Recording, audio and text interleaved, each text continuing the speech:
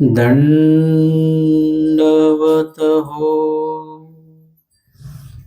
स्मृतिस्थळ निरूपणाच्या सत्रामध्ये आज आपण 74 पासूनच्या ज्या स्मृती आहेत त्या श्रवण करणार आहोत.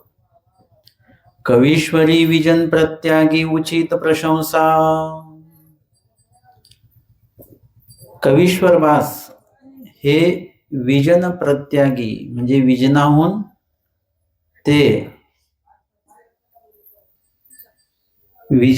ते परत आलेले आहेत इकडे. विजन प्रत्यागी आणि उचित क्रिया केलेली आहे. आमच्या स्वामींनी सांगितलं विजनाला जायचं आहे, परंतु हे विजनाचा त्याग करून आलेले आहेत. विजन म्हणजे एकांकामध्ये बसून परमेश्वर नामाचं चिंतन करणे किंवा शास्त्राचं जे चिंतन आहे ते शास्त्राचं चिंतन त्या एकांतामध्ये बसून ते चिंतन करणे ह्याला विजन असं म्हटलेलं आहे. आणि ते विजन करणं हा विधी आहे, परंतु कवीश्वर भास मात्र विजन सोडून आलेले आहेत, त्यागून आलेले आहेत. तरी देखील त्यांची प्रशंसा भट्टोबासांनी केलेली आहे, कारण की त्यांनी जे केलं ते उचित केलेलं आहे. एखादा विधी करणं हे चांगलं आहे, पण एखाद्या विधीसाठी एखादा विधी सोडणं हेही चांगलंच आहे. जेव्हा आपण एक विधी सोडतो त्यावेळेला त्या दुसरा विधी जो आहे तो दुसरा विधी तिथे आपल्याला प्राप्त झाला पाहिजे. जसं आपण एक पाय उचलतो तर त्याच्या आधी आपण दुसरा पाय टेकलेला असतो. दोन्ही पाय असे उचललेले असतात का आपले कधी चालताना? नाही. एक पाय जमिनीवर तर एक पाय उचललेला. तशा पद्धतीने आपल्याला जर का एक विधी सोडायचा आहे त्याच्या आधी एक दुसरा विधी जो आहे तो विधी आपल्याला दुसरा प्राप्त झालेला असला पाहिजे. दुसरा विधी निश्चित झालेला असला पाहिजे तर पहिला विधी सोडायचा आहे.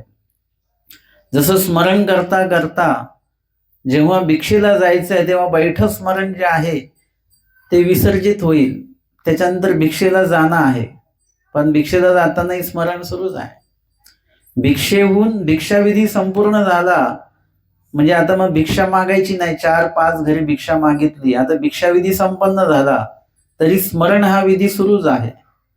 तिथून आल्यानंतर परत स्मरण करायचं आहे आणि मग भोजन विधी सुरू होईल, तर भोजन विधीमध्ये पण परत स्मरण सुरूच आहे. शयनासनी भोजनी परमेश्वर आपल्याला प्राप्त होत असतात. आणि म्हणून एक विधी घेत असताना दुसरा जो विधी आहे तो दुसरा विधी त्या ठिकाणी आपला निश्चित असला पाहिजे. आणि कवीश्वर भास हे विजन प्रत्यागी म्हणजे विजन त्यागून का आलेले आहेत ते आपण बघूया. एकू दिसू कवीश्वर भास विजना गेले. एक दिवस कवीश्वर भास जे आहेत ते विजनाला गेलेले असताना तव तेथ बैसावे, तव जेथ बैसावे म्हणजे जिथे त्यांना बसायचं होतं. कारण की विजनाला बसत असताना कुठेही बसता येत नाही. म्हणजे तुम्हाला वाटेल तिथे नाही बसायचं. जिथे स्वस्थता वाटेल, जिथे ते स्मरण साधलं पाहिजे, जिथे ते शास्त्र चिंतन जे आहे, ज्ञान चिंतन जे आहे ते साधलं गेलं पाहिजे, त्याची स्वस्थता आपल्याला लाभली पाहिजे. ती स्वस्थता जर का लाभत नसेल तर मग ती जागा आपल्याला बदलायची. कारण प्रत्येक जी जागा आहे ती जागा कशी आहे, प्रत्येक जागा सारखी नाही बरं का. कदाचित ती अमकी एवढी जागा आपल्या नावे असू शकते, परंतु त्याचे जे काही गुण आहेत प्रत्येक जागेचे ते 5-5 फुटावर ते बदलत असतात.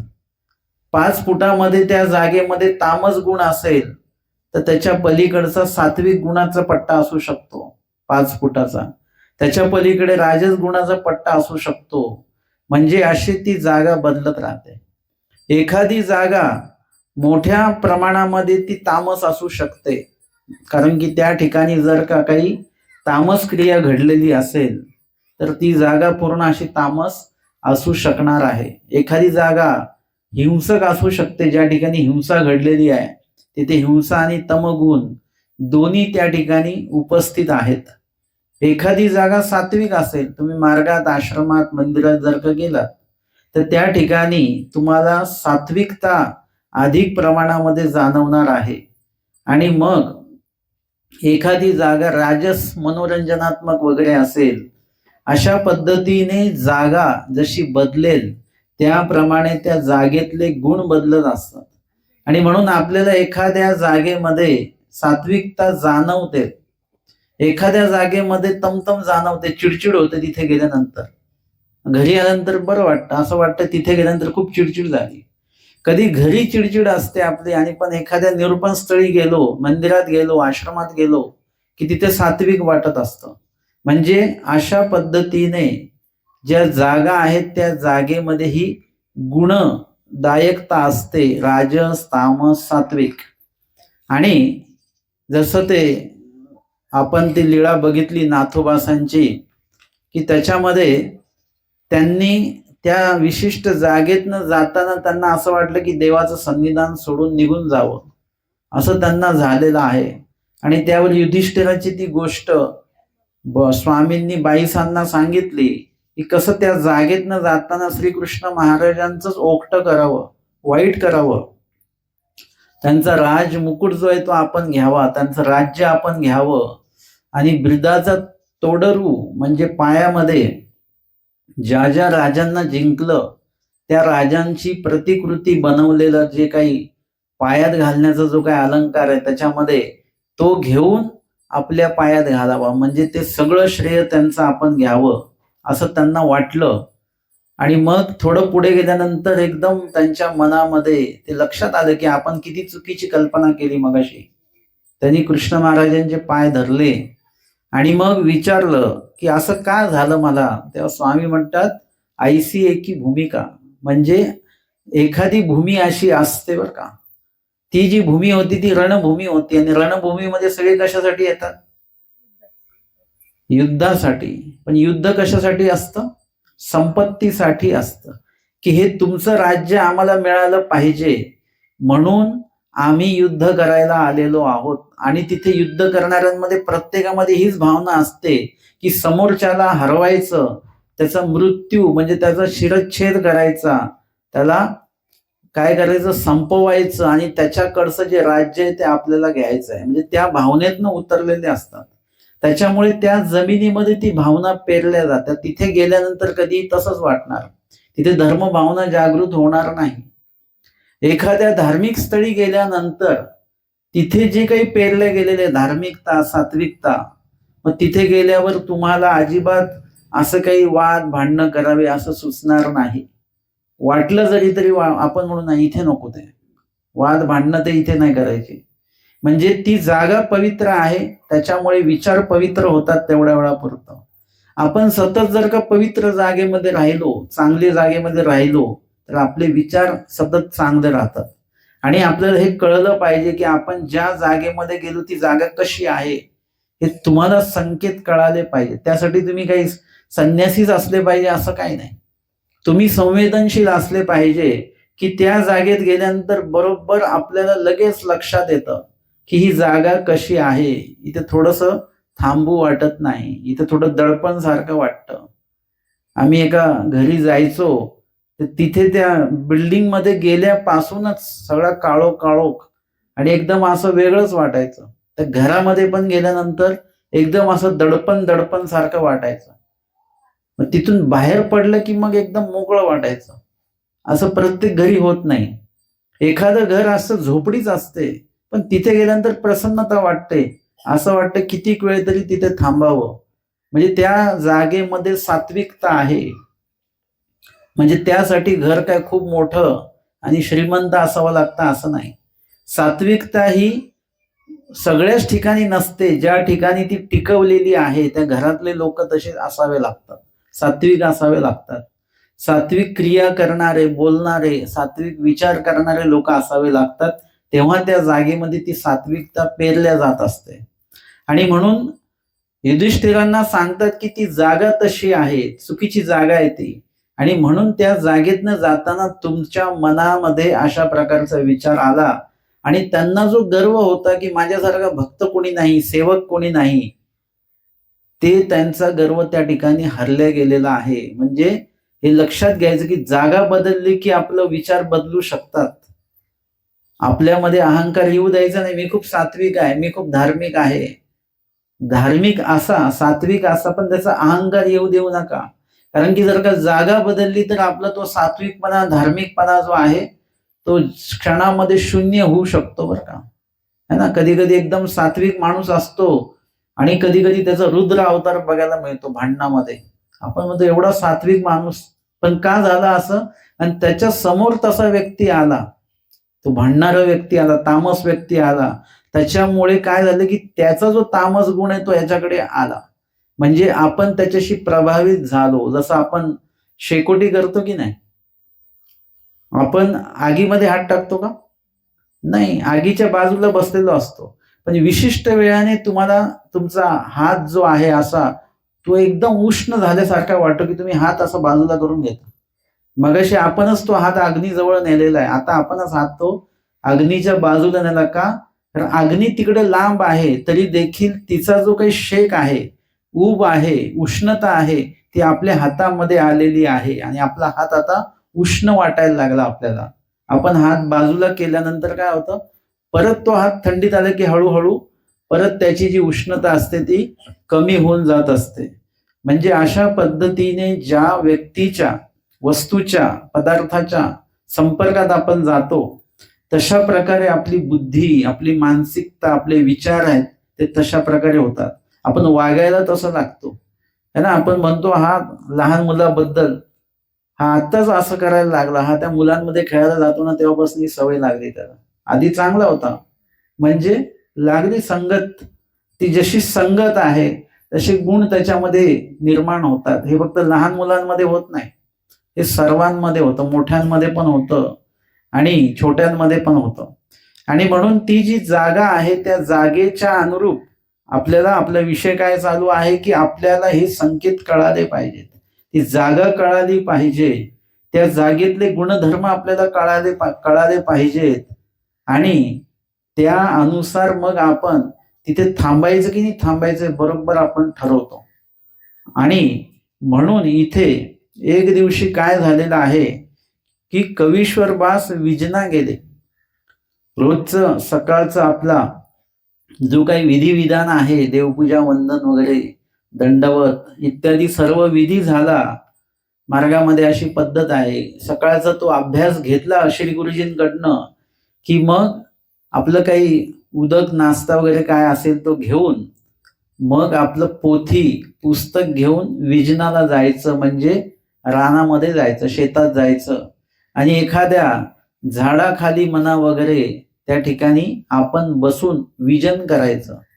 म्हणजे एकांतामध्ये जाऊन जे काही पोथी आहे, सकाळी जे काही अभ्यास आपण ऐकला त्याचं चिंतन करावं लागतं आणि आज काय सांगितलं त्याचं मनन करावं लागतं, ते पाठांतर करावं लागतं, पुन्हा पुन्हा ते वाचावं लागतं. अजून काल परवा तेरवा काय विषय झाला तो भाग जो आहे तो वाचावा लागतो. अशा प्रकारे ते विजन आणि अजून उरलेल्या वेळामध्ये परमेश्वराच्या नामाचं चिंतन, चतुर्विध स्मरण, अशा प्रकारे ते देखील करावं लागत असतं. आणि ते केल्यानंतर ते जे काही तुम्ही अध्ययन केलेलं आहे, अभ्यासलेलं आहे, त्याचं चिंतन केलं की मग ते चिंतन आपल्या हृदयामध्ये साठवल्या जात असतं. असं ते लोकांतात बसून ते चिंतन होत नसतं. इथे सगळेजण बोलतायत आणि तिथे आपलं स्मरण हे होऊ शकत नाही. फक्त गाठी फिरेल, नाम घेतले जाईल, पण स्मरण साधना जी आहे ती तुम्हाला साधल्या जात नसते.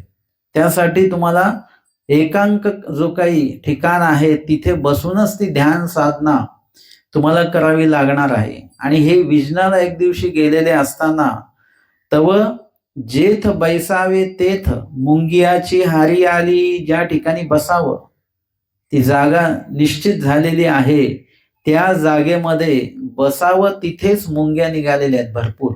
त्या मुंग्या मग काय होतात, ते हळूहळू त्या मुंग्या जिथे ते आसन टाकले त्या आसनावर चढून आपल्या कपड्यांवर वगैरे पण ते चढू शकतात. हा एक तर भाग आहेच आहे, म्हणजे त्या मुंग्यांमुळे आपल्याला उपद्रव होणारच आहे. परंतु तिथे बसता उठताना जिथे मुंग्यांची गर्दी आहे तेवढ्याच ठिकाणात मुंग्या असतात असं नाही, इकडे तिकडे पण, म्हणजे तिथे त्या मुंग्या पसरलेल्या असतात. काही ठिकाणी आपल्याला दाट गर्दी दिसते आणि काही ठिकाणी विरळ त्या मुंग्या असतात. अगदीच लहान मुंग्या असल्या तर ते दिसत पण नाहीत.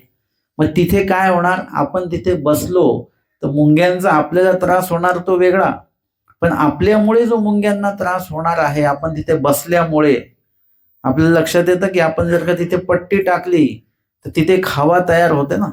आपण बसायला जेव्हा टाकतो तेव्हा त्या मुंग्यांना त्रास होत असेल, किंवा आपण तिथे पाय दिला, बसलो त्याच्यावर, काही मुंग्या त्याच्याखाली चिरडल्या गेल्या वगैरे वगैरे, म्हणजे हिंसेचा पण दोष आहे. म्हणजे नुसतंच मुंग्यांचा आपल्याला त्रास होतो असं नसतो बरं का. आपला नेहमीचं काय हे आहे, मानसिकता कशी आहे की आपल्यालाच मुंग्यांचा त्रास होतो है ना, पण मुंग्यांचाही आपल्याला त्रास जसा होतो तसा आपलाही मुंग्यांना त्रास होत नसेल का, त्यांनाही आपला त्रास होतो. जीव जे आहेत ते जीवांना एकमेकांचा त्रास होत असतो. एकमेकांचा उपयोग जसा होतो तसा एकमेकांचा त्रासही एकमेकांना होत असतो. फक्त आपल्याला कुणाचा त्रास दिसतो, दुसऱ्यांमुळे जर आपल्याला त्रास होत असेल तर तोच आपल्याला लक्षात येतो. आपल्यामुळे जर का दुसऱ्यांना कोणाला त्रास होत असेल तो त्रास आपल्याला कधीच लक्षात येत नाही. कोणी लक्षात जरी आणून दिला तरी आपल्याला समजत नाही, कारण समजण्याची क्षमताच आपली नसल्यामुळे आपल्यामुळे देखील काहीतरी चुकीचं होतंय हे आपल्याला लक्षात आणून दिलं तरी लक्षात येत नसतं. काही जीव असे आहेत की ज्यांना लक्षात आणून दिलं की लगेच लक्षात येतं पण, हो हे माझ्यामुळे असा असा त्रास झाला असेल. अलीकडे असं आहे ना की ते शिंकलं जरी कोणी तरी लगेच सॉरी म्हणण्याची पद्धत आहे बरं का, कारण की लक्षात येतं की आपल्या शिंकण्यामुळे कोणाला तरी त्रास होऊ शकतो, आपल्या खोकण्यामुळे देखील अनेकांना त्रास होतो, हे लक्षात आपल्याला आलं पाहिजे. पण आपल्याला मात्र दुसऱ्यांच्या खोकण्याचा त्रास होतो. तसं मुंग्यांना देखील आपल्यामुळे त्रास होत असतो, पण त्या मुंग्या कोणाला सांगणार ते, आणि आपल्या काही ते लक्षात येत नसतं. आणि तोही भाग आपण लक्षात घेतला पाहिजे, ठेवला पाहिजे. आणि म्हणून तिथे मुंग्या निघालेल्या आहेत आता. आणि मग कवीश्वर बास काय करतात, अनिका ठाया गेले, त्यांनी काय केलं, जागा बदलली. एखाद्या जागेमध्ये दोष निर्माण झालेला असेल किंवा एखाद्या जागेमध्ये अस्वस्थता वाटत असेल तर ती जागा लगेच बदलायची. सात्विक जागेमध्ये, निर्दोष जागेमध्ये जायचं. आता इथे जागा चांगली आहे पण तिथे मुंग्या निघालेल्या आहेत, तर मग दुसऱ्या जागेमध्ये जावं लागेल जिथे मुंग्या नाहीत. आणि मग दुसऱ्या ठाया गेल्यानंतर तव तेथ गुरु चरू आली, तिथे गुरे ढोरे जे आहेत ते तिथे चरण्यासाठी आलेले आहेत. आणि त्याच्यामुळे ती जी जागा आहे ती देखील विजनाच्या दृष्टीने आता ती योग्य नाही. अनिका ठाया गेले म्हणजे तिथे गुरुवांची गर्दी आहे, गुरढोर सगळे आलेले आहेत, म्हणून त्यांनी परत दुसरी जागा बदलली.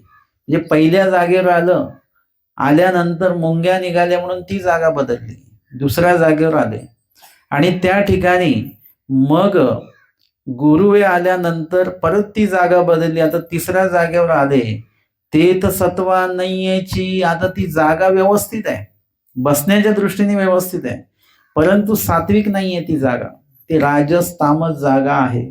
त्याच्यामुळे तिथे बसल्यानंतर सात्विकता जी आहे ती सात्विकता काही त्यांना भरत नव्हती. म्हणजे स्मरणामध्ये मन लागलं नाही, चिंतनामध्ये मन लागलं नाही.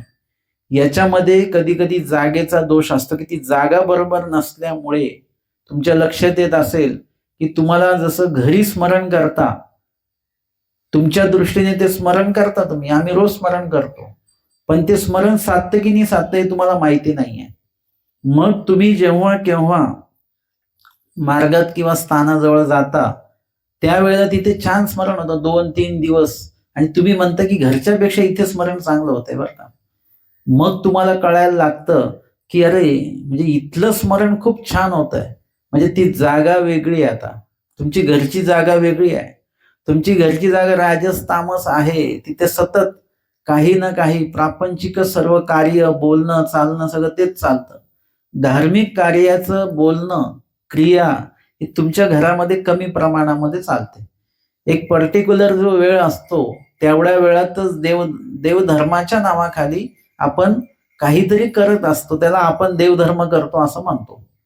परंतु वास्तविक ते मुळात देवधर्म होत नसतं, ते एक औपचारिक काही काही विधी आपल्याला जे सांगितले ते आपण करत असतो. म्हणून त्या जागेमध्ये हवी तशी सात्विकता, हवी तेवढी धार्मिकता निर्माण होत नसते. आणि म्हणून त्यासाठी काय करावं लागतं की जागा बदलावी लागते. कुठेतरी ती जी काही राजस तामस जागा आहे ती सोडून दुसरीकडे जावं लागतं आणि तिथे गेल्यानंतर पण त्या जागेची शोधणी करावी लागते की सात्विक जागा कुठली आहे. हे तुम्ही जेव्हा संवेदनशील होता त्यावेळेला तुम्हाला बरोबर कळतं की स्मरण साधल्या जात नाहीये, अजून जागा बदलू.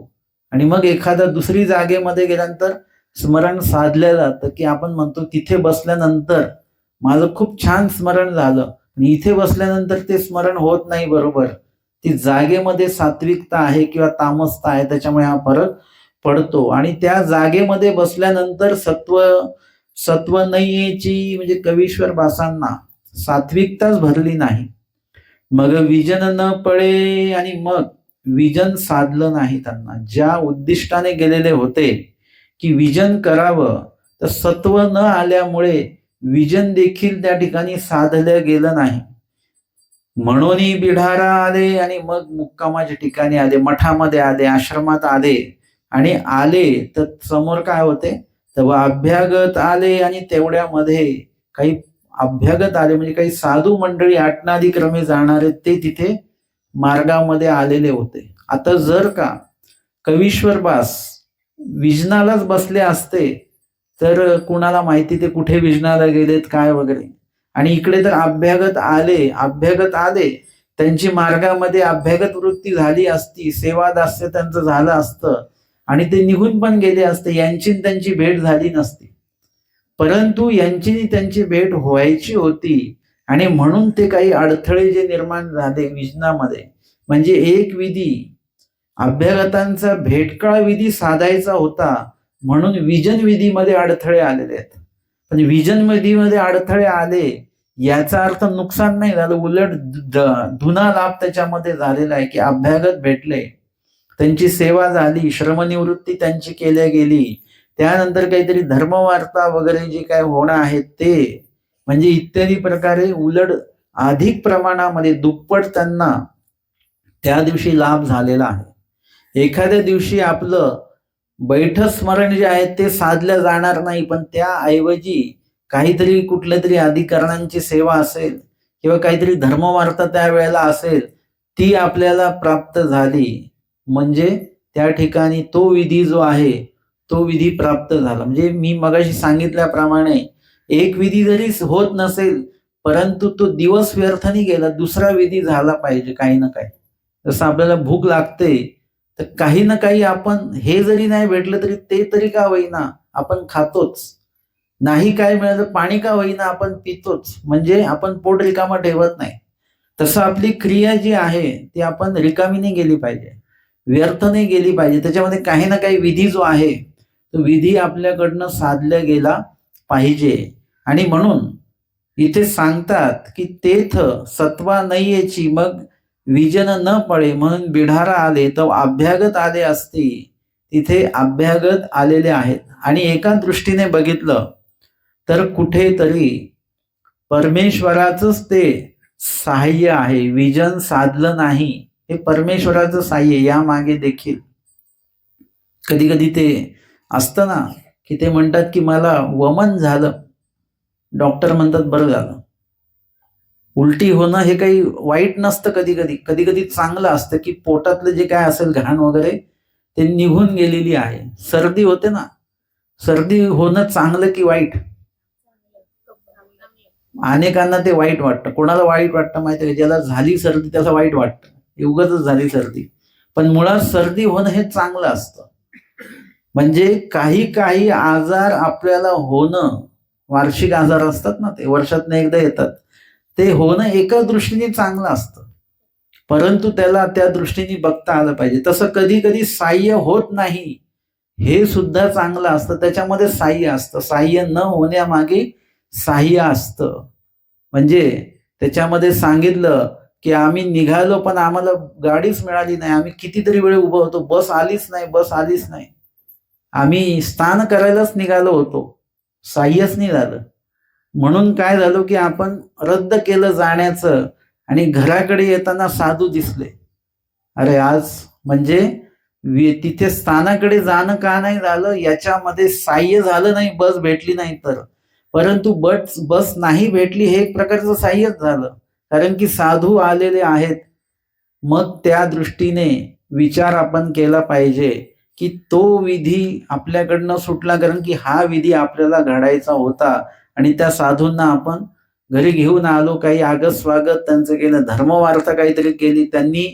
आता ते साधू आल्यानंतर काही ना काही स्मरण करत असतात, म्हणजे तुमच्या घरी रोजच्या पेक्षा अधिकचं स्मरणही झालं त्या ठिकाणी. म्हणजे काय झालं, हा विधी देवाला प्राप्त करून द्यायचं म्हणून तो विधी जो आहे तो प्राप्त करून दिला नाही.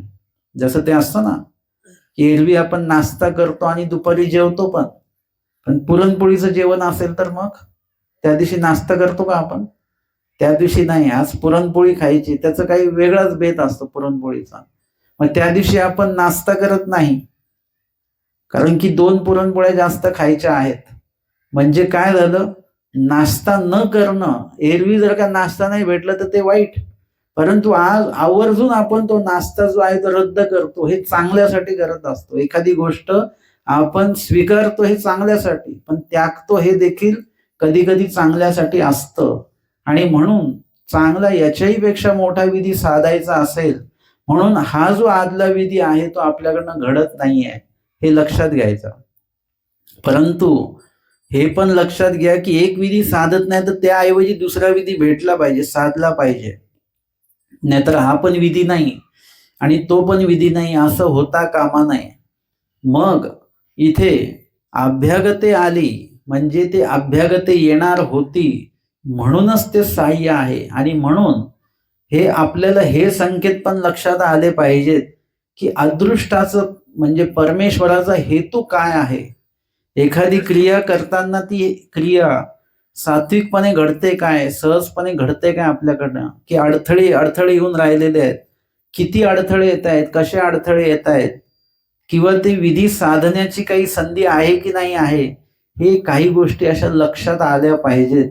आणि मग लक्षात येतं की परमेश्वराचा हेतू नाही दिसत बरं का, ही क्रिया आपल्याकडनं व्हावी असा हेतू त्यामध्ये परमेश्वराचं दिसत नाही, असं आपल्याला लक्षात आलं तर परमेश्वराचा हेतू काय असावा हे सुद्धा त्याच्यामध्ये आपल्याला लक्षात आलं पाहिजे. दोन्ही गोष्टी साधल्या गेल्या पाहिजेत.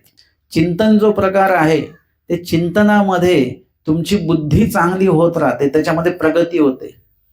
तुमची जी स्मृती आहे ती स्मृती चांगली होते, विचार चांगले होतात, शुद्ध होत राहतात. आणि चिंतेमध्ये काय होतं की आपली मानसिकता खालावत राहते, खचत राहतो आपण, बुद्धी आपली कमकुवत होते, स्मृती कमकुवत होते आपली.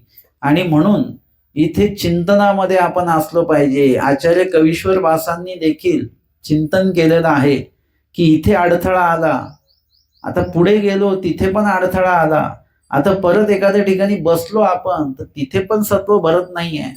म्हणजे ह्या तिन्ही ठिकाणी आपल्याला आज काही विजन साधत नाही. आता आपण काय केलं पाहिजे, आता आपण चौथी जागा शोधायची नाही. 3 वेळा अडथळे आलेत, आता परत चौथा अडथळा शोधत बसायचा नाही. 3 अडथळे आले, आता परत मार्गामध्ये जाऊया आपण. आणि मग त्यांनी पोथी घेतली आणि मार्गामध्ये ते आले, आणि आले तर समोर अभ्यागत तेवढ्यामध्ये उपस्थित झाले. आणि मग भटोबासा पुढा मागील सांगितले. आता हा अंदाज तर आपण व्यक्त केला, पण आपले जर का गुरुनिमित्त असतील तर गुरुनिमित्तांना आपण विचारलं पाहिजे की असं असं झालं बरं का. आता कदाचित आपण जे आहोत आपल्या बाबतीमध्ये काय घडतंय याचा एक साधारणसा अंदाज आपण लावू शकू, परंतु जर का गुरुनिमित्त असतील तर गुरुनिमित्तांना एक शब्द आपण विचारलं पाहिजे की असं असं घडलं आजच्या दिवसामध्ये, हे काय आहे, साह्य आहे की काय आहे. मग गुरुनिमित्त जे सांगतील ते अजून त्यांच्या आपल्यापेक्षा चांगल्या चिंतनातनं त्यांचं आयुष्य घडत आहे. आणि त्याच्यामुळे त्यांचा जो काही बघण्याचा दृष्टिकोन आहे, त्यांचं जे चिंतन आहे त्यांच्यावर परमेश्वराची कृपा दृष्टी प्रसन्नता आहे, त्या माध्यमातून ते अजून आपल्याला चांगल्या प्रकारे विश्लेषण करून सांगणार आहेत. आणि म्हणून त्यांनी भटोबासांना ते सांगितलं की मागील सांगितले सगळं जे काही घडलं मगाशी हे त्यांनी सांगितलं.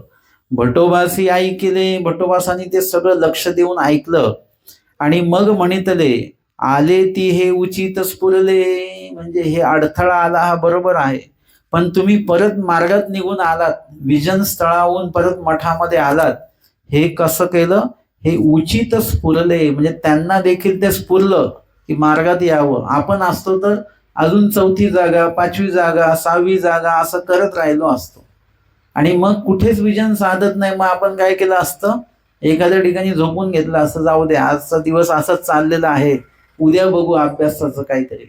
परंतु त्यांनी तसं नाही केलं. एक विधी साधत नाही आहे तर मग इथे आता विधी साधणार नाही, आपल्याला हे लक्षात आलं. मग आता मार्गात यावं, म्हणजे कमीत कमी मार्गामध्ये काहीतरी सेवादास्य असेल किंवा अजून कुठला तरी विधी असेल तो तरी साधल्या जाईल. आणि म्हणून मार्गात आले तर अभ्यागत सेवा जी आहे, उचित सेवा जी आहे ती त्या ठिकाणी त्यांना उपलब्ध झालेली आहे. आणि म्हणून भटोबास त्यांना म्हणतात की तुम्ही जे काही येण्याची निश्चिती म्हणजे परत आलात तुम्ही, हे तुम्हाला उचित स्फुरलेलं आहे. का बरं उचित स्फुरलं? कारण की कवीश्वरवास हे विधीमध्ये आहेत, शास्त्र चिंतन नामस्मरण इत्यादी विधीमध्ये असल्यामुळे त्यांना उचितच स्फुरणार, अनुचित स्फुरणार नाही. जर का आपण उचित क्रियेमध्ये असू तर उचितच स्फुरणार, आपण उचित क्रियेमध्ये नसू तर उचित तर स्फुरणार नाहीच, पण अनुचित मात्र आपल्याला स्फुरत राहणार की आज नको निरूपणाला जायला, आज नको देवपूजेला जायला वगैरे वगैरे, असं अनुचितच स्फुरत राहणार. पण जो उचित स्फुरणारा जो व्यक्ती आहे तो व्यक्ती जर का हे नाही साधत तर महाविधी करू, तो विधी नाही साधत तर तो विधी करू. जर का स्मरण होत नाहीये, स्मरणात कंटाळा येतोय, तर मग काय करायचं, गाठी लगेच ठेवून द्यायची का? आणि गाठी जरी ठेवली तर लीळाचरित्र घेऊ, ते वाचू. ते जरी नाही वाटत तर काहीतरी ऐकूया, श्रवण करूया, काहीतरी ते देवाचं ज्ञान काहीतरी ऐकूया. ते जरी ऐकणं होत नाही तर मग आजचा दिवस व्यर्थ जाईल. त्याच्यापेक्षा मध्ये मंदिरात जाऊन येऊ, स्थानाकडे जाऊन येऊ, मार्गात जाऊन येऊ, काही ना काही विधी करायचा आहे. तो आपल्याला दिवस, ती वेळ ती वाया जाऊ द्यायची नाही. एक ना एक विधी तरी आपल्याला साधायचाच आहे. आणि या दृष्टिकोनातनं ते जे स्फुरण आहे त्याला उचित स्फुरण असं म्हणतात आणि काहीच न करणं याला अनुचित स्फुरण असं म्हणतात. कुठलाच विधी साधायचा नाही, हा नाही साधत का मग कुठलाच विधी करायचा नाही, तसं करता कामा नये. आणि म्हणून जे कवीश्वर वासांना स्फुरलं, सुचलं, ते उचित स्फुरलं असं आचार्य श्री भट्टोबासांनी त्यांना म्हटलेलं आहे. पुढची 75 क्रमांकाची स्मृती आपण घेणार आहोत. अनंत देव देह त्याग श्रवणी प्राप्यांतर निरूपण किंवा प्रवृत्त्यंतर निरूपण. अनंत देव कवणीये गावीचे हे नेणीजे, म्हणजे अनंत देव जे आहेत त्यांचा देह त्याग झालेला आहे, देह त्यांचं गेलं, देह सोडलं त्यांनी. आणि ते श्रवणी म्हणजे भट्टोबासांनी ते ऐकल्यानंतर ते परमेश्वर दर्शनाला गेले असं भट्टोबासांनी निरूपण त्यांच्याविषयी केलेलं आहे. अनंत देव हे कवणीये गावीचे हे नेणीजे, ते कुठल्या गावाचे होते, काय होते यांच्याबद्दल काही पुरेशी माहिती आलेली नाही. परी भट्टोबासांपासून तयासी श्रवण होते, परंतु भट्टोबासांपासून मात्र त्यांना श्रवण झालेलं होतं, भट्टोबासांपासून त्यांना बोध झालेला होता. आणि निंबेया प्रांती समीपची तयांचा गाऊ, आणि निंबा या ठिकाणी जो प्रथम आद्यमठ आहे त्या निंबा गावाच्या जवळच त्यांचं गाव होतं हे मात्र नक्की. ते धाकुटेची परायेचे, आणि त्यांचं वय किती होतं, कमी वयाचे होते. धाकुटे म्हणजे कमी, परायचे म्हणजे वयाचे ते होते. आणि पिता सवर्तमान नव्हता, त्यांचे जे वडील होते ते वडील त्यांचे विद्यमान नव्हते, वडील त्यांचे सरलेले होते. माता होती आणि त्यांची आई होती. ऐसा ऐकू दिसू ते भट्टोबासांचे भेटीसी आले, आणि भिक्षा केली, आणि त्यांना काहीतरी भटोबासांपासून जो बोध झालेला आहे, ज्ञान श्रवण झालेला आहे, आणि त्यानुसार त्यांच्या हे लक्षात आलेलं होतं की आपण अनुसरलो पाहिजे. आपण काही प्रपंचाच्या बंधनामध्ये अडकलेलो नाहीत, त्याच्यामुळे आपण अनुसरावं, देवाकडे पटकन जाता येईल. प्रपंच जर का गेला तर मग मग खूप मोठा फेरा असतो. तो किती मोठा फेरा असेल याचं काही गणित नाही. परंतु जर का आपण आता अनुसरलो, अनुपालन देवाच्या आज्ञेचं केलं, तर देवाच्या आपल्या प्रवृत्तीनुसार आपण जर का वागलो तर त्याचा आपल्याला लाभच होईल. आणि म्हणून त्यांनी भटोबासांकडे ते आले, भिक्षा केली. ते ऐकूनी तयाची माता न्याव्या आली, आणि त्याच्या आईनी ते ऐकलं की यांनी काय केलेलं आहे, अनुसरण घेतलेलं आहे, दीक्षा घेतलेली आहे असं ऐकलं. आणि त्यांची जी आई आहे ती त्यांना घेण्यासाठी म्हणून त्या मार्गामध्ये आली. आणि मग ते न वसतीची, परंतु ते काय आईसोबत जायला तयार नाहीत, कारण की त्यांना ज्ञान झालेलं होतं. त्यांना जे काही बोध झालेला आहे आणि बोधानंतर देखील जे काही श्रवण त्यांनी केलेलं आहे, त्या श्रवणानुसार त्यांना ते माहिती आहे की आपण आयुष्यामध्ये काय केलं पाहिजे, काय नाही, हे त्यांच्या लक्षात आलेलं आहे. आणि म्हणून आई जेव्हा त्यांना घ्यायला आली तेव्हा मात्र ते आईसोबत जायला काही तयार नाही. मग माता भटोबासा ते म्हणत आले, आता शेवटचं काय करायचं बरं. आईने पण म्हटलं पाहिजे होतं आता तुझ्यासोबत मी पण आता दीक्षा घेऊन टाकते इथे, पण आई मात्र भटोबासांना म्हणते, भटो या ते धाडा तुम्ही द्या. आता तुम्ही त्यांचे गुरु आहेत ना, मग तुम्ही त्याला आज्ञा द्या घरी जायला. आणि जर का तुम्ही त्याला घरी पाठवलं नाही तर मी तुम्हावरी विष खाईन, मी इथेच विष खाऊन घेईन, आणि ते तुमच्या नावाने खाईन मी. भटोबासांनी माझ्या मुलाला पाठवलं नाही म्हणून मी त्यांच्या नावाने ते विष खाऊन माझी जीवन यात्रा मी संपवते आहे, अशा प्रकारचे मी ते विष खाऊन घेईन, असं ती माता भटोबासांना म्हणते. आणि ते मातेचं ते रूप बघून भटोबास त्या मुलाला म्हणतात, अनंत देवांना, की अनंता मज कारणे जायगा, म्हणजे तू जा माझ्यासाठी म्हणून जा, मी म्हणतोय म्हणून जा. कारण की घरी गेल्यानंतर पण त्या ठिकाणी कुठलाही दोष नाहीये, कारण की ते स्वतः बोधवंत आहेत, अनुसरलेले आहेत. आणि घरी पत्नी वगैरे कोण नाही, आई आहे. मग त्या घरी जरी तू गेलास तरी तिथे जर का यथायोग्य प्रकारे जर का ते आचरण करत असतील तर ते आचरणाचं गोमटं त्यांना मिळणार आहे. यथा केशवदास यांना देखील अनुसरणानंतर त्यांचे सगळे घरचे घ्यायला आले, आणि घ्यायला आल्यानंतर भटोबासांनी त्यांना पाठवलं. म्हणजे एखाद्याचं जर का धर्म असेलच त्याच्या नशिबात तर त्याचा धर्म वेगळा कोणी करू शकत नाही, आणि एखाद्याच्या नशिबात नसेलच तर त्याला त्या धर्माशी कोणी बांधून ठेवू शकत नाही, हे लक्षात ठेवायचं. आणि म्हणून केशवदासांना पाठवून दिलं. केशवदास म्हणजे केशराजदास. आणि पाठवल्यानंतर त्या ठिकाणी त्यांनी इतकं त्याग वृत्ती दाखवली घरामध्ये, एवढं आचरण त्यांनी दाखवलं की शेवटी त्यांच्या पत्नीने घरच्यांना सांगितलं की यांना जाऊ द्या मार्गामध्ये. हे आता योगीय झाले, खरोखर योगीय झाले, ते आता प्रापंचिकच राहिले नाहीत. है ना, प्रपंचातल्या एखाद्या माणसाला बघून आपल्याला साधू बघितल्यासारखं वाटतं, इतकं सात्विक व्यक्तिमत्व त्या प्रपंचामध्ये राहून तो व्यक्ती असतो. कुठल्याही प्रकारे कपट कारस्थान वगैरे लाडी लबाडी त्या माणसाच्या कुठल्याच वागण्यात बोलण्यात आपल्याला दिसत नाही, एकदम साधुत्व दिसतं. आणि अशा व्यक्तीला प्रपंचामध्ये बुवा म्हणण्याची पद्धत आहे ना, म्हणजे त्यांना साधू संत म्हणतात, अशा प्रकारचं त्यांचं व्यक्तिमत्व आहे.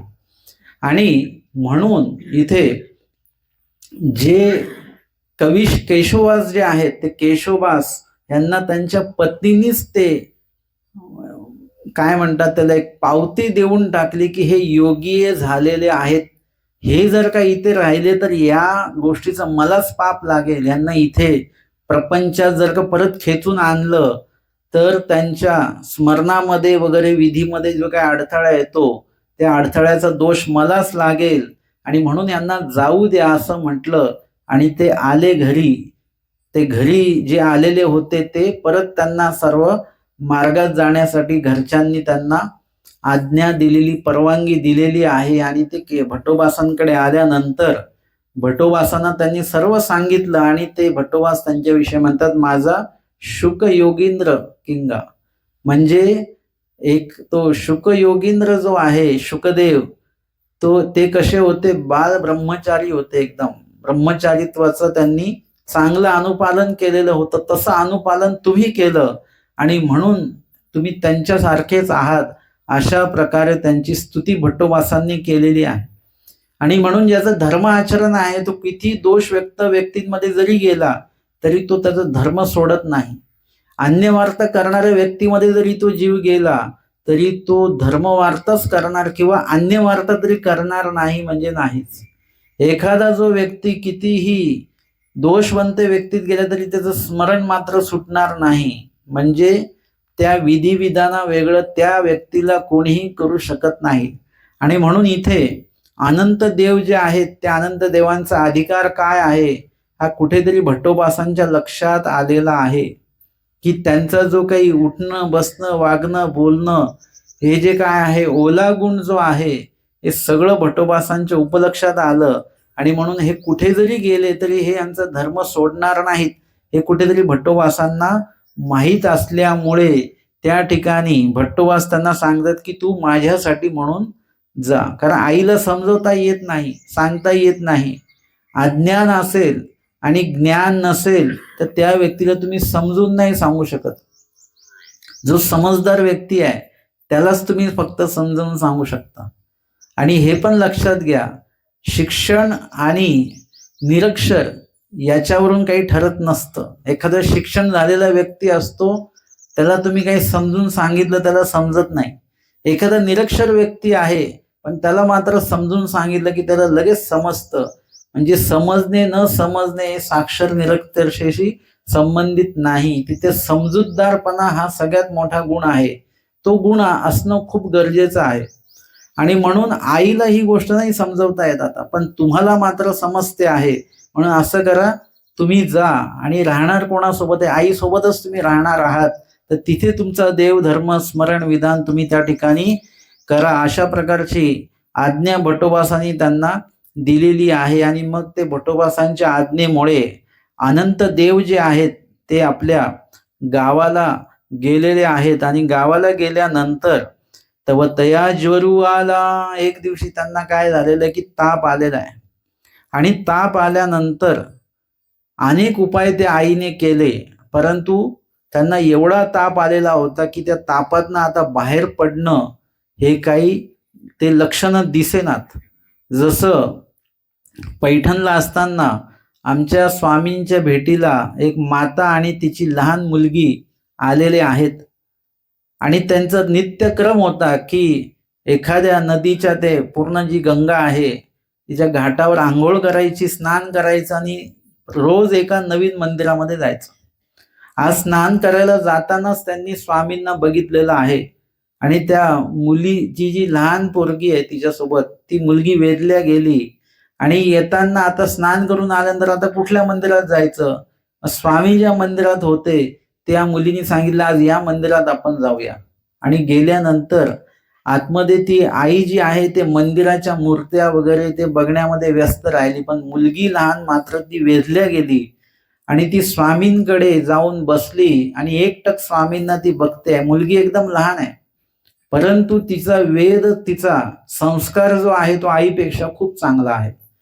आणि मग जेव्हा आई तिला 2-4 वेळा म्हणते चल चल चल असं म्हणून आईनी एकदा तिला परत एकदा म्हटलं आणि एकदम मुलगी जागेवरून उठली घरी जाण्यासाठी आईसोबत. जशी उठली तसं तिला ताप आला. आणि ताप आल्यानंतर त्या तापातच ती घरी गेली.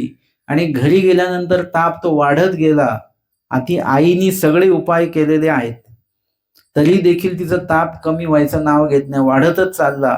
मग आई त्या मुलीला म्हणते तुझ्यासाठी आता मी काय करू, पथ्य पाणी काय करू की तुझा ताप जाईल.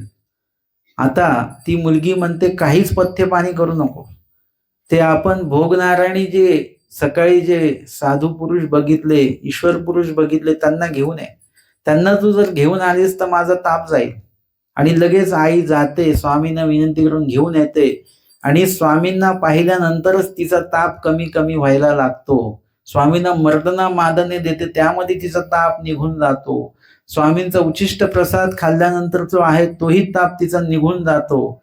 अशा प्रकारे त्या मुलीला माहिती की मला हा ताप कशामुळे आलेला आहे, त्याचा उपाय तिला बरोबर माहिती आहे आणि स्वामींच्या भेटी अंती तो ताप तिचा निघून गेलेला आहे. असाच प्रकार या ठिकाणी झालेला आहे. लीळा चरित्रामध्ये अजून एक लीळा येते, गोवारी या ज्वर निवृत्ती. त्याच्यामध्ये देखील त्यांना ताप आलेला आहे आणि आई म्हणते मी तुझ्यासाठी काय उपाय करू, तुझा ताप कमी होत नाही. तेव्हा ते म्हणतात ते आमचे जे सांगाती आहेत स्वामी त्यांना घेऊन या तर माझा ताप जाईल. आणि ते आल्यानंतर स्वामी त्यांच्या बिछाण्यामध्ये झोपले आणि त्यांना उठायला लावलेला आहे आणि त्यांचा ताप देवाने स्वीकारलेला आहे.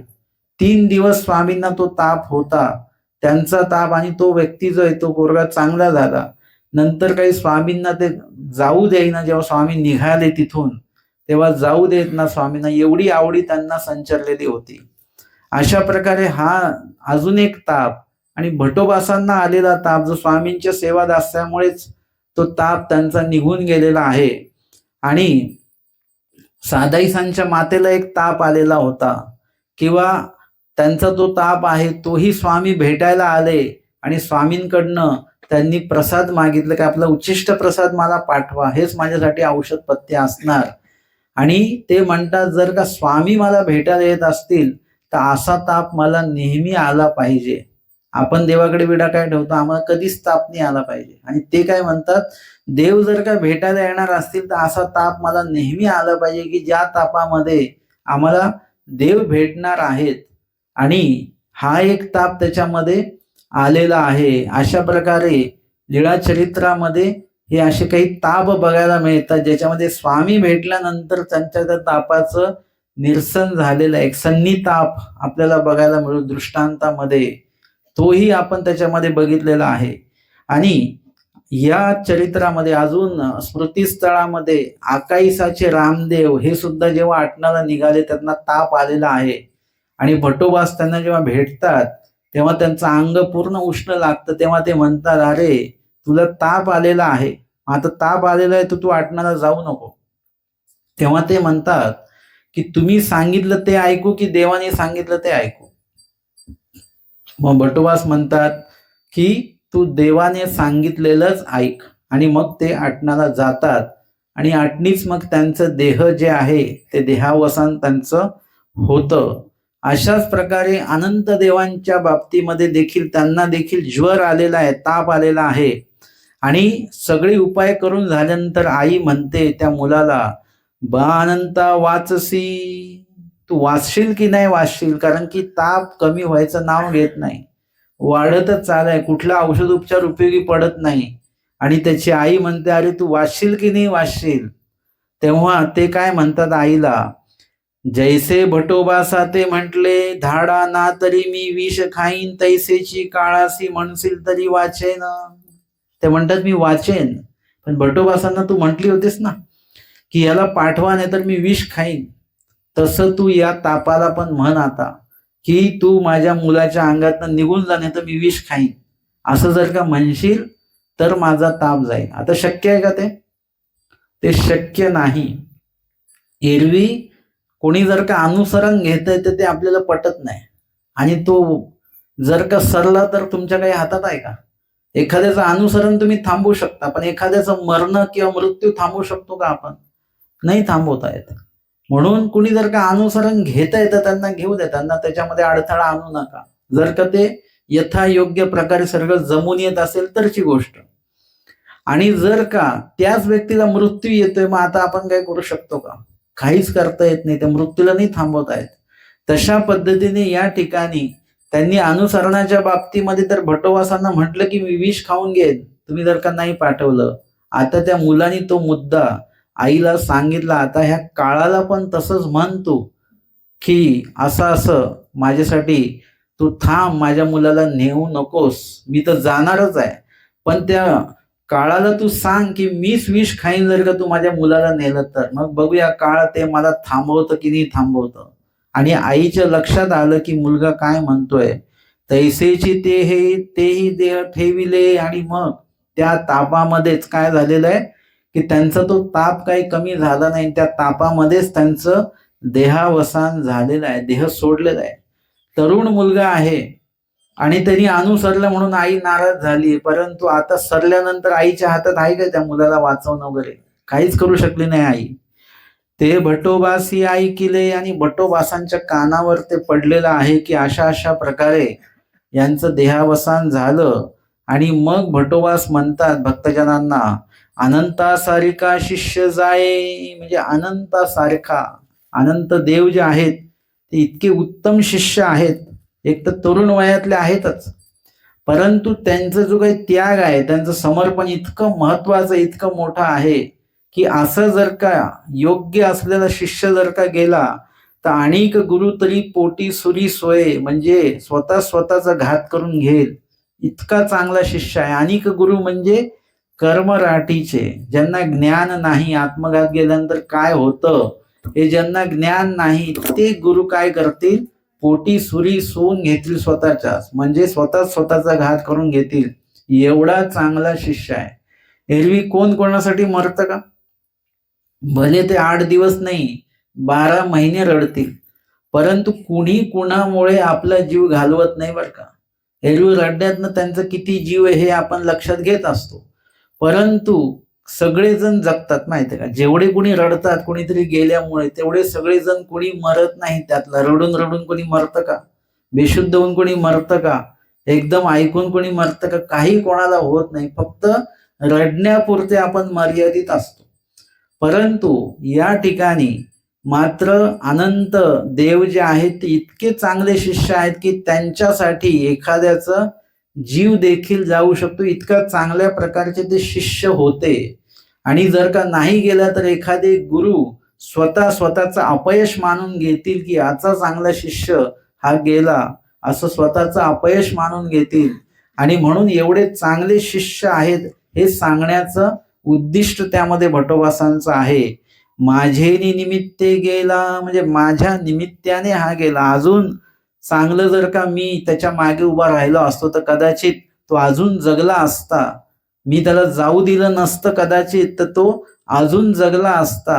आणि पाठवल्यामुळे काय झालं, विरह अवस्था प्राप्त झाली असावी, त्याच्यामुळे तो ताप आलेला आहे, विरह ज्वर, आणि त्याच्यामुळे ते देह गेलेला आहे. एरवी दुसऱ्या कुठला ताप असेल तर तो औषध उपचाराने निघून जातो, पण विरह ज्वर जो असतो तो मात्र जात नाही. जी पैठणला ज्या माय लेकी भेटल्या त्या लेकीला जो ताप आलेला होता तो विरह ज्वर होता, त्याच्यामुळे तो कमी झाला नाही. एकीकडे कृष्ण महाराजांचं वर्णन केल्यानंतर रुक्मिणी देवींनी जे काही कृष्ण महाराजांचं वर्णन ऐकलं आणि ते ऐकल्यानंतर त्यांना विरह ज्वर जो भरलेला आहे, तो विरह ज्वराची विशेषता अशी आहे की त्यांची जी की हडपिनी म्हणजे पान देणारी त्यांची जी सेविका होती, ती त्या रुक्मिणी देवींना ते पान हातामध्ये खायला देते आणि त्यांचं लक्षच नाहीये. आणि मग बघते तर ते पान सुकलेलं आहे म्हणून दुसरं पान मागते, आणि ते खायला जाते तर तेही पान सुकलेलं आहे, तिसरं पान मागते आणि तिसरंही पान सुकलेलंच आहे. मग ती अन्यथा ज्ञाने हडपिनीसी कोपली, त्या पान देणारीला त्या कोपल्या, हे काय तू सुकलेली पानं देते मला? ती म्हणे मी तुम्हाला पान चांगलंच देत आहे, पण तुम्हाला ताप एवढा आहे की ते पान हातावर ठेवल्यानंतर ते पान सुकून जात आहे. आणि खरोखर पान ठेवलं आणि ते पान असं सुकून कोमेजून गेलं, इतका ताप त्यांच्या अंगामध्ये होता. हा काय होता? विरह ज्वर होता, कृष्ण भेटीचा. तो विरह ज्वर जो आहे तो औषध उपचाराने तो बरा होत नसतो, आणि म्हणून त्यावेळेला ती भेट होणं तेच महत्वाचं आहे.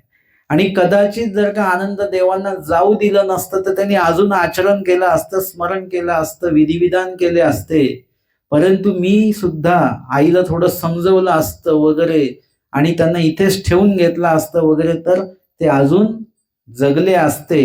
पण मी पाठवलं म्हणजे कदाचित भटोबास आईला दोष देत नाहीयेत, हा दोष स्वतः भटोबास घेतात की माझेनी निमित्ते गेला. एखाद्या गुरुला असंच वाटलं असतं, परंतु भट्टोबासांकडे ते ज्ञान आहे. प्रत्येकाचा अधिकार, प्रत्येकाचा जो काही आचरणाचा जो काही भाग आहे तो कुठे आचरायचा आहे, कसा आचरायचा आहे, काय काय अडथळे आहेत हे भट्टोबासांना सगळं माहिती आहे. म्हणून त्याला कुठे भटोबास निमित्त नाहीत, त्यांच्या देह जाण्याला भटोबास निमित्त नाहीत. आणि दैवराटीमध्ये तर असं आहे की आता मरा तरी चांग, जोपर्यंत आपण निर्दोष आहोत, चांगले आहोत, तेव्हाच आपण मेलेले चांगलं आहे ना. असे काही लोक म्हणतात की काही लोकांचं म्हणजे 15-15 वर्ष, 20-20 वर्ष ते बिछाण्यातच असतात, उठू शकत नाही, काही नाही, सगळं जागेवर असतं.